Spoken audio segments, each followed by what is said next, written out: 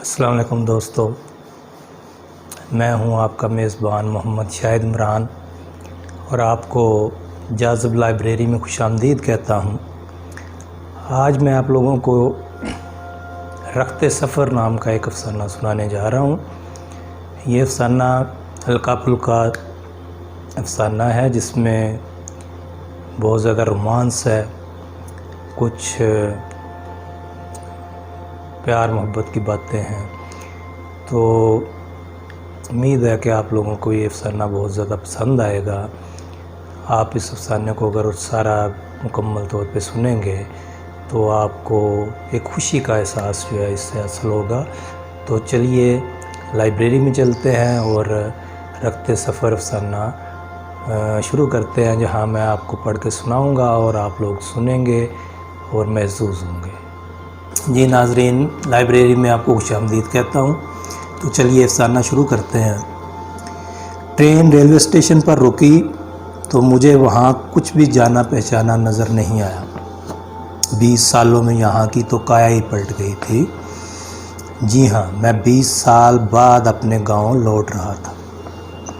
گاؤں میں میرا کوئی رشتہ دار نہیں تھا۔ 20 سال پہلے میرے والد بما اپنے اہل و عیال حیدرآباد منتقل ہو گئے تھے۔ میں نے تب 10ویں پاس کی تھی اور اس کے بعد میں کبھی اپنے گاؤں نہیں آیا تھا۔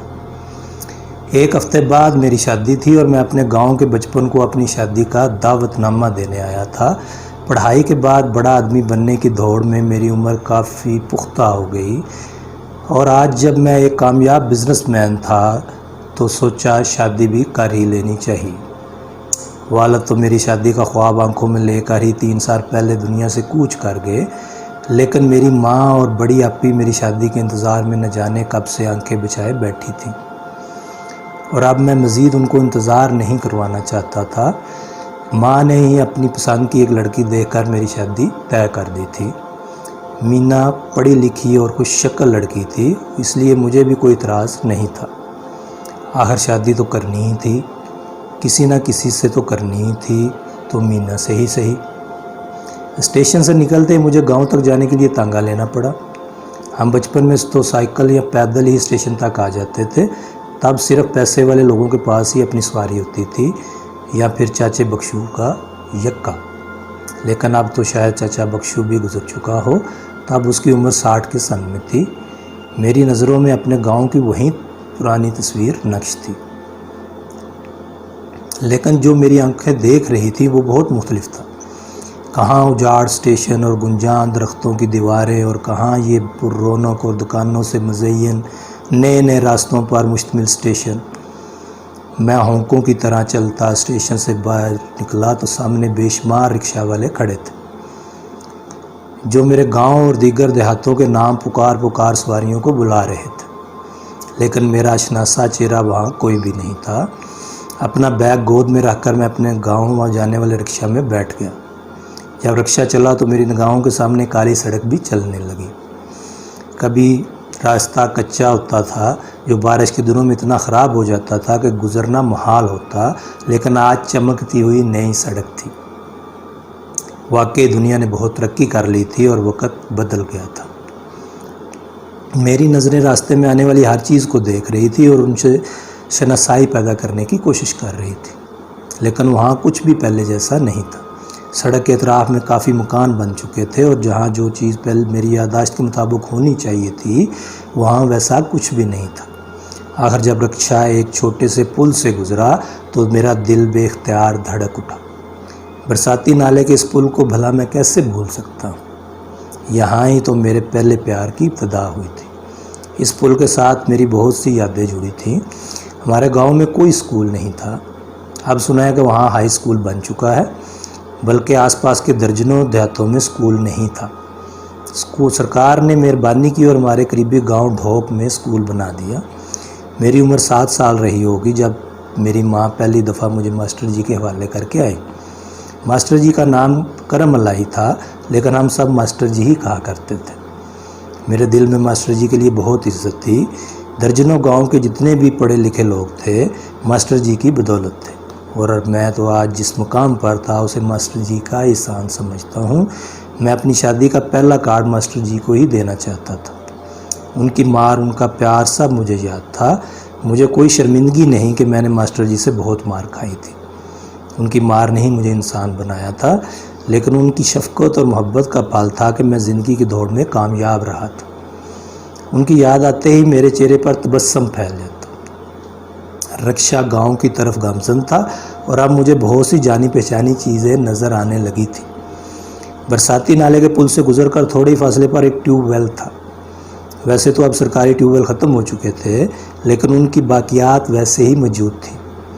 میری نظر جب ٹیوب ویل کی طرف اٹھی تو مجھے وہاں جھاڑیوں میں چھپا حوض نظر آیا۔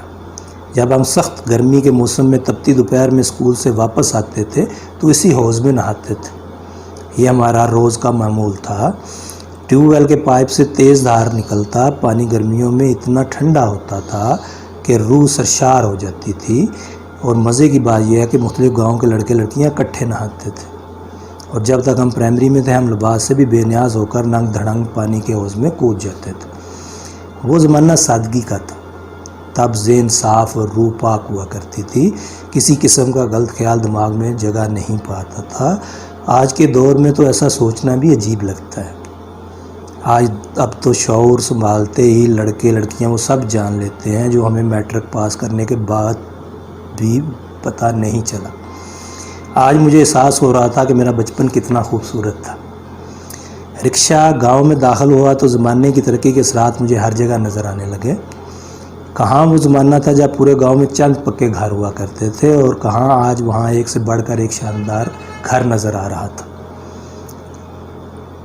میں اپنا بیگ کندھے پر لٹکائے اندازے سے اپنے بھائی گھر کی طرف چل پڑا۔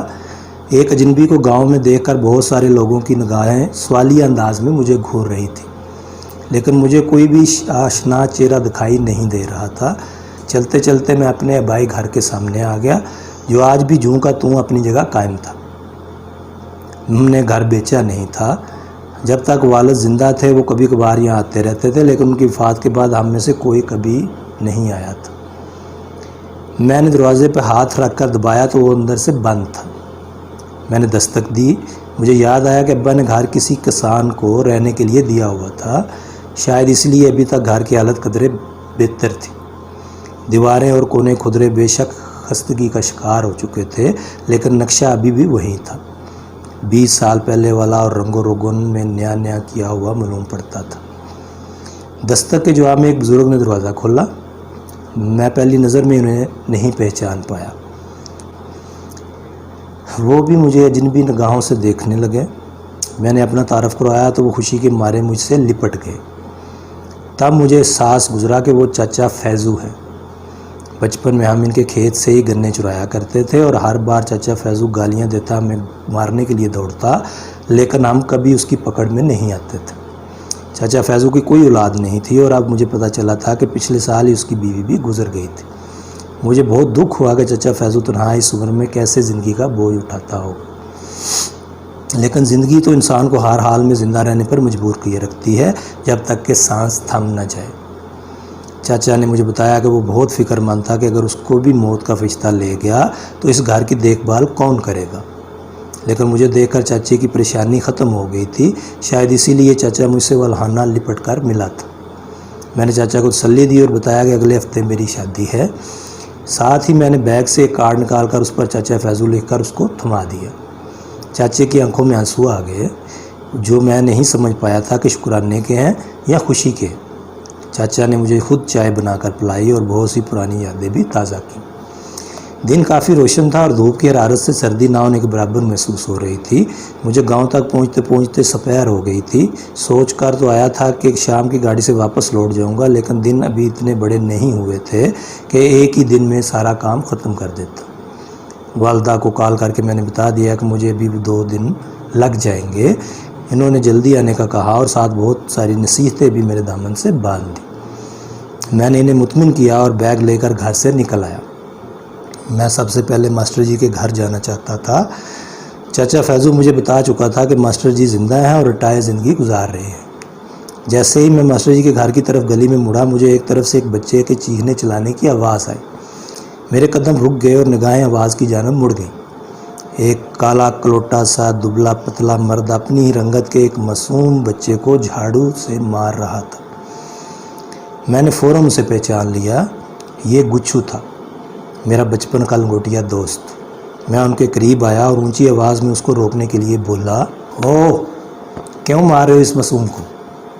گچھو نے میری طرف دیکھے بنا اپنا کام جاری رکھتے ہوئے کہا، میرا بچہ ہے، میں مار رہا ہوں، تم کون ہو بیچ میں آنے والے؟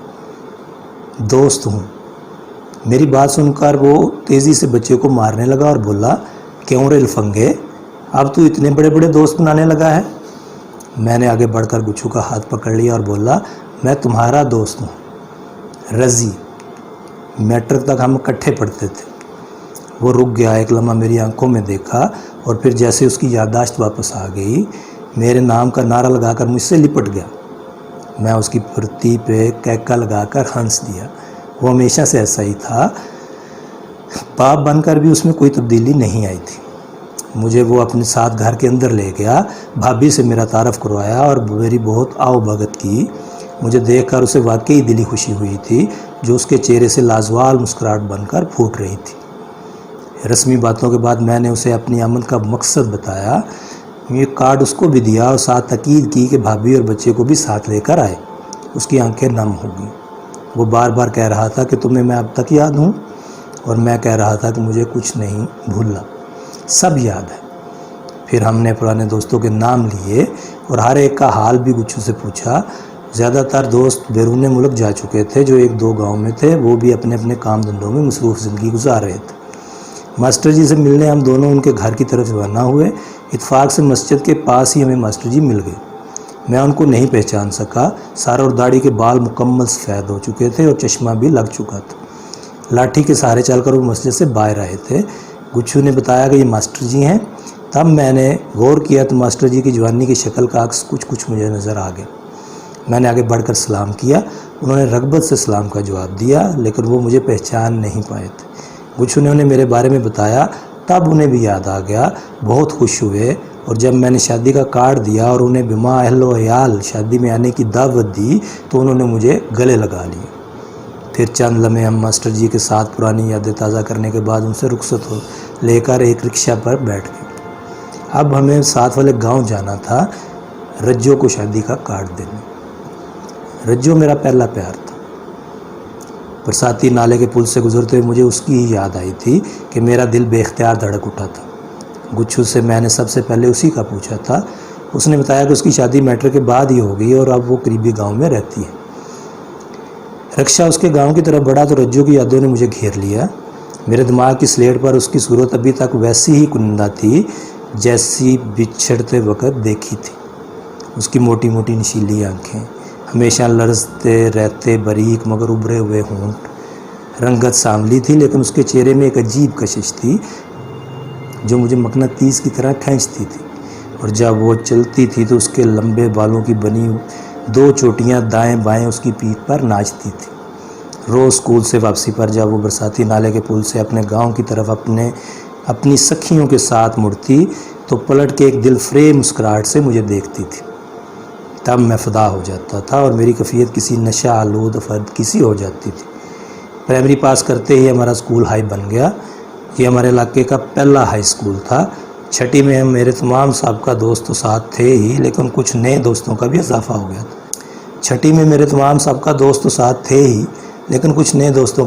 ہو گیا تھا جو دیگر پرائمری اسکولوں سے آئے تھے۔ ہمارے اسکول کے دو ہائی حصے بنائے گئے تھے، ایک لڑکوں کا اور ایک لڑکیوں کا۔ میں برساتی نالے کے پل پر اپنے دوستوں کا ہمیشہ انتظار کرتا تھا، اور جب ہم سب اکٹھے ہو جاتے تو شرارتیں کرتے کھیلتے ہم اسکول کا سفر غیر محسوس انداز میں طے کر لیتے تھے۔ اس دن بھی دوستوں کے انتظار میں تھا جب لڑکیوں کا ایک قافلہ پل کے پاس والے راستے سے برآمد ہوا جو ایک دوسرے گاؤں سے آتا تھا۔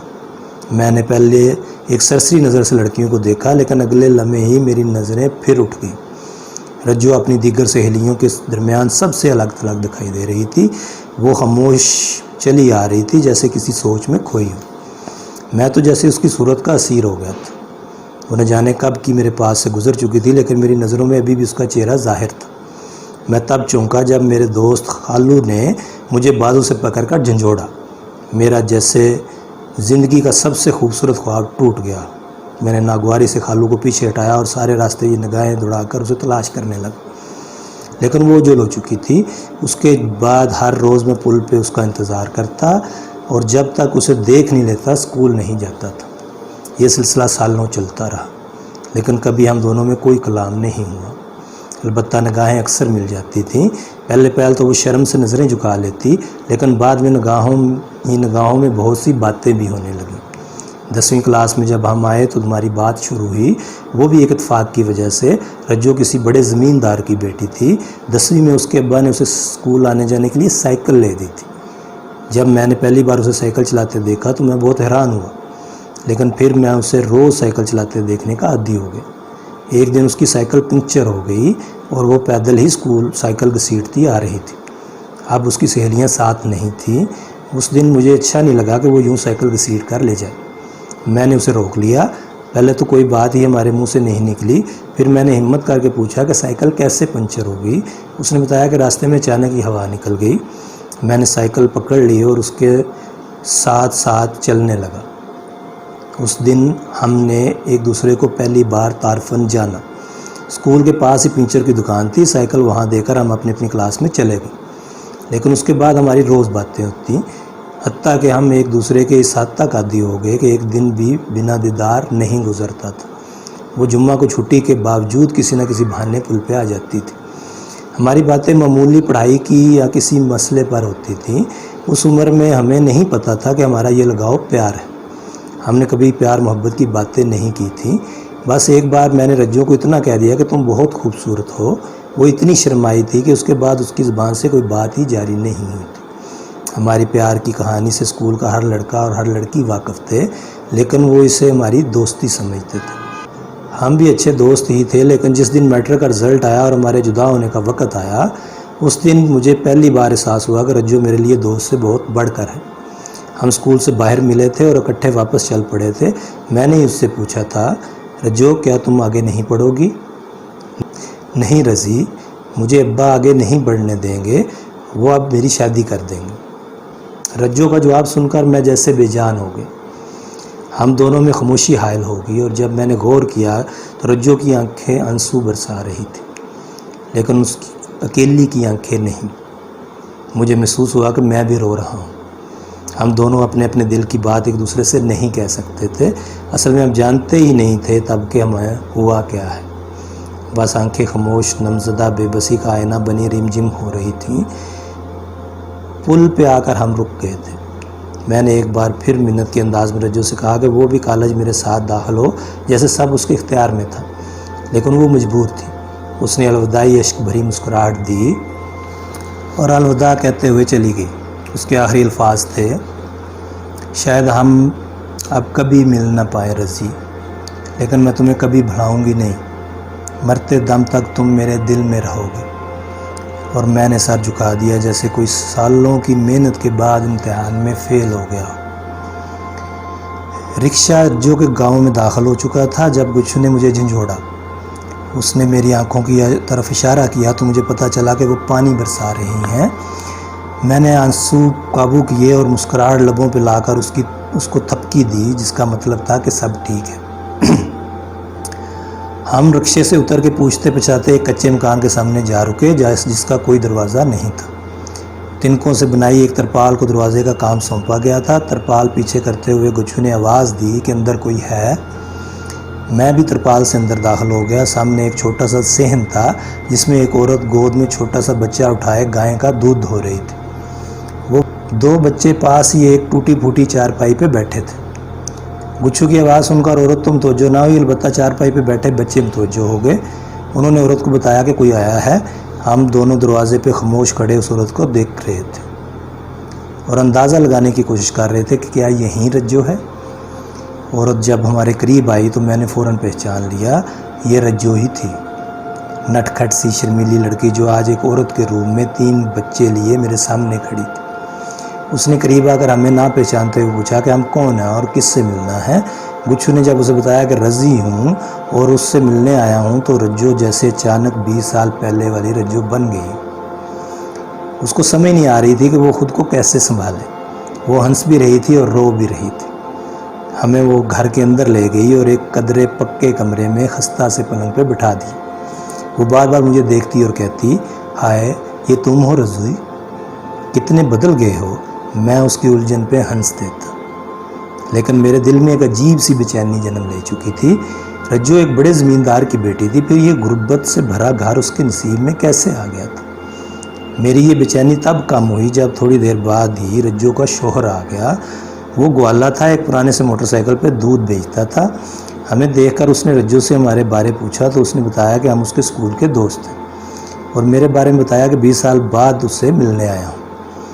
رجو کا شوہر اچھا انسان تھا، وہ بھی ہم سے مل کر خوش ہوا اور ہمارے لیے رجو کو کھانا بنانے کا حکم صادر کیا، لیکن میں نے منع کر دیا اور انہیں اپنی آنے کی اصل وجہ بتائی اور ایک کارڈ بھی ان کے نام سے ان کے حوالے کر دیا۔ مجھے رجو کے شوہر کی ایمانداری اور سادگی اتنی پسند آئی کہ میرے دل سے رجو کی غربت کا ملال نکل گیا۔ اس جیسے انسان کا ساتھ ہو تو غریبی کوئی معنی نہیں رکھتی۔ رجو کے شوہر نے کارڈ پکڑ کر دیکھا اور سادگی سے بولا، آپ کی محبت کا شکریہ، لیکن ہم لوگ اتنی دور شادی میں شریک ہونے نہیں آ سکتے۔ ہمارے وسائل اتنے نہیں کہ ہم یہ بوجھ اٹھا سکیں، اس لیے معاف کیجیے گا۔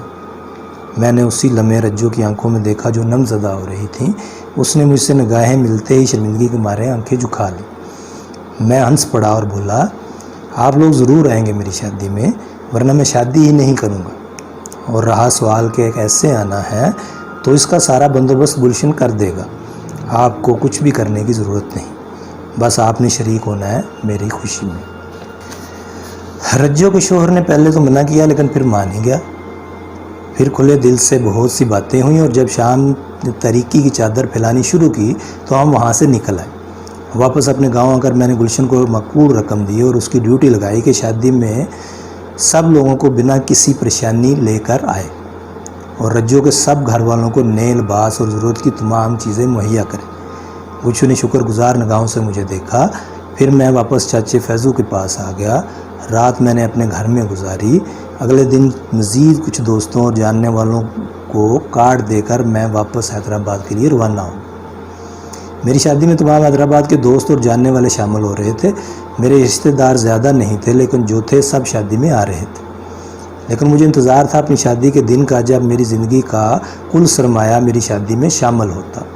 یہ میری عجیب سی خواہش تھی کہ میں اپنی شادی کو یادگار بنانا چاہتا تھا۔ مجھے شادی میں اتنی دلچسپی نہیں تھی جتنی شادی میں شامل کرنے کے لیے دوستوں کو اکٹھا کرنے میں تھی۔ آج میری شادی ہے، میں دلہا بنایا جا چکا ہوں، ایک جدید ماڈل کی گاڑی میری سواری کے لیے تیار ہے۔ مینا کا گھر بھی حیدرآباد میں تھا اور ایک شادی ہال میں ہمیں بارات لے کر جانا تھا۔ بارات کی روانگی کا وقت ہوا تو میں نے مہمانوں کا حساب لگانے کے لیے ایک چکر اس جگہ کا لگایا جہاں مہمان اکٹھے ہو رہے تھے۔ وہاں ہر چہرہ میرا جانا پہچانا تھا، لیکن میری نظریں اپنے گاؤں کے مہمانوں کو تلاش کر رہی تھی۔ اور پھر میری نظر گلشن پر پڑی۔ وہ ایک طرف بہت سارے لوگوں کے ساتھ کھڑا تھا اور وہ لوگ میرے گاؤں کے باسی تھے۔ میری شادی میں شامل ہونے سب لوگ آ گئے تھے جن کو میں نے مدعو کیا تھا، ان کے بال بچے بھی ہمراہ تھے۔ ماسٹر جی، مسجد کے امام صاحب، میرے تمام دوست جو گاؤں میں ہی رہ رہے تھے، اور رجو بھی اپنے خاوند اور بچوں سمیت نئے کپڑوں میں ملبوس، سب لوگوں کو اکٹھا دیکھ کر نہ جانے کیوں میرا دل بھر آیا اور آنکھیں اشک بہانے لگیں۔ شاید یہ خوشی کے آنسو تھے، ہاں خوشی کے ہی آنسو تھے، کیونکہ میں خوش تھا آج، بہت خوش۔ لیکن میری خوشی کا سبب میری شادی نہیں تھی۔ میں خوش تھا کہ بچپن سے لے کر آج تک کی میری تمام خوشگوار یادیں میری خوشی میں شامل تھیں۔ یہ وہ یادیں تھیں جو مجھ سے بے لوث محبت کرتی تھیں، اور آج میری شادی میں شامل ہو کر انہوں نے مجھے وہ خوشی دی تھی جو شاید ہی کسی انسان کو نصیب ہو سکتی۔